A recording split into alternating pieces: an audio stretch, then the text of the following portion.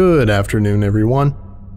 My name is Dr. Miller, and the SCP we're going to be looking at today is SCP-401. Object Class: Euclid. Special Containment Procedures. SCP-401 is to be kept in an enclosed courtyard at Site. A mural of the landscape of southern France is painted on the walls of the courtyard. Once daily, personnel are to locate at least 10 roots, which will be fed a total of 15 liters of nutritional supplement 401NS4 and to remove any solid waste produced. An EKG is to constantly monitor SCP-401 for any anomalies. Refer to Incident 4011 for details. Female personnel are not to enter the courtyard at any time between March 15th and April 1st under any circumstances. Description: SCP-401 was discovered near the French city of when agents responded to reports of the ground bleeding. When led to the site, investigators found a human mouth embedded in the soil, licking away the remaining blood with a long prehensile tongue. It was not until a week later that agents realized that the mouth was part of a root structure of what at first appeared to be a 40-meter tall dead eucalyptus tree with branches shaped like multi-jointed human arms. The white color of the trunk, originally suggesting that the tree was dead, was found to be because the bark was made of human bone tissue. It was given SCP status and evacuated from the area to be transported to Site. SCP-401 resembles an ordinary tree in form and function. However, human physiology is substituted for plant biology in the fulfillment of necessary processes. The trunk is supported by multiple vertebral columns woven together by tendons and muscles and coated by a layer of rough bone tissue also held together by flexible tendons. As one goes higher, the trunk will split repeatedly until there is a single vertebral column supporting the rest of the structure. At the base of the trunk are multiple human hearts which pump blood and nutrients through the roots and branches. The roots themselves are esophagi protected by a layer of cartilage reminiscent of the trachea. At the end of each root is a fully formed upper and lower jaw, complete with muscles, lips, and the prehensile tongue first witnessed by agents in the field. The tongue seems to be used as a digging implement and as a snare for food, ranging from burrowing animals to edible fungi and plants. All of these roots are ultimately led to a single stomach. This, along with a fully functional though unusually long intestinal tract, work to absorb ingested nutrients. Solid waste is eliminated through a sphincteral orifice on the side of the trunk. No roots are found in the area immediately beneath this spot. The branches, as initial observations suggested, are human arms. They extrude themselves from the bony trunk, but have no bark themselves. Some will split at the elbows so that they may have 2 or even 3 forearms. The palms of its hands all face upward, and the tip of each finger has a human eye growing from it. The iris of each eye is hazel. Dissection of the eyes shows that they are all myopic, though they do react to light stimuli as a normal eye would. Though the chemical process is not yet understood, the retinas carry on a form of photosynthesis which transforms carbon dioxide and water into oxygen and glucose. It is generally agreed that the eyes are myopic in order to prevent excessive damage to the retina from direct sunlight. Chemical analysis of the lungs show that there is a higher oxygen content when SCP-401 exhales than when it inhales. During spring, SCP-401 will go into bloom. Though it is genetically a human male, it will grow female sexual organs.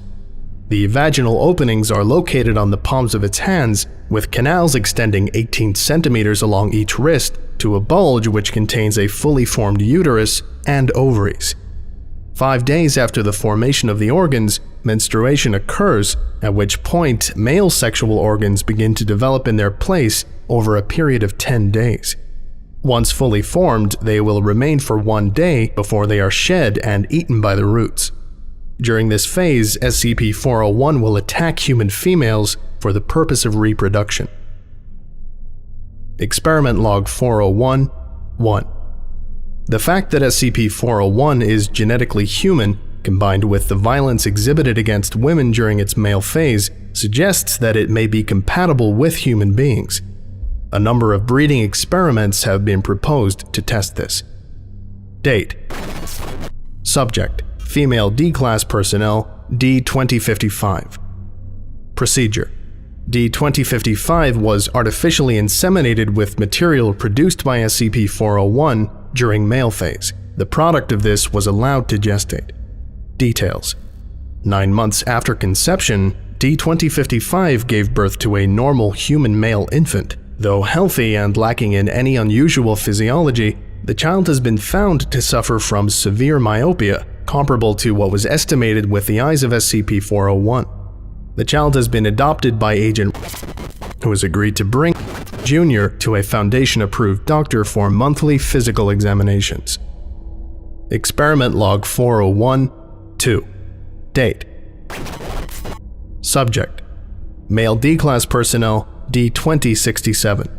Procedure: D-2067 was ordered to donate genetic material which was used to artificially inseminate SCP-401 at the beginning of its female phase. This was allowed to gestate. Details: 12 hours after insemination, the uterine bulge in the wrist increased in size by 300%. While the other branches continued to develop normally for the next 2 weeks, the inseminated arm retained its uterine bulge and vaginal canal. 24 hours prior to maturation of male organs, the uterine bulge began contracting until a massive tissue was extracted from the palm. This was thrown over the edge of the courtyard by the arm which had given birth. The appendage was then shed and absorbed by the roots minutes later. After 5 hours of searching, personnel found the item which was thrown, a human urinary bladder with a fetus nestled inside, consistent with one that had been gestating for 2 months. The bladder was planted in soil. It germinated 2 days later and became a seedling, equivalent to SCP-401 in structure. The organism died of malnutrition 1 week later, despite being fed nutritional supplement 401 NS3. Experiment Log 401-3. Date: Subject: female D-class personnel, 2081. Procedure: an egg was removed from SCP-2081's ovary, fertilized with genetic material harvested from SCP-401, and frozen until next spring. The fertilized egg was implanted into SCP-401 and allowed to gestate. Details: nutritional supplement 401 NS4 has been formulated with this development in mind. Incident 401-1. On several of SCP-401's branches went into convulsions and then went limp. It was soon discovered that one of its hearts suffered from cardiac arrest and was not able to recover. An angiogram of the other hearts showed large amounts of plaque buildup. Since Incident 401-1, the damaged heart has been absorbed and 2 new hearts have grown in its place. In order to maintain the future health of SCP-401, a lower cholesterol nutritional supplement 401 NS3 has been approved, which has been stricken from the document. Nutritional supplement 401 NS4 is now to be used following the results of Experiment 401-3. A pregnant tree. You'd think you'd get used to this kind of shit. But you really don't. You really don't. Anyway, this concludes today's lecture. Thank you for listening, if indeed you still are, and you were all dismissed. Goodbye.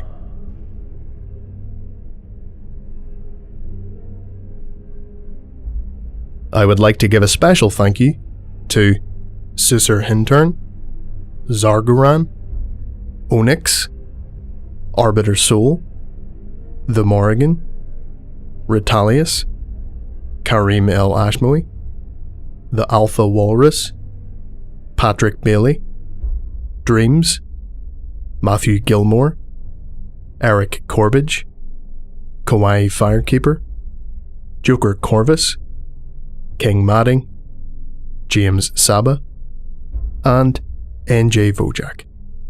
If you would like a special thank you at the end of each of my videos, and some other cool stuff as well, visit patreon.com /the Vulcan. Thank you.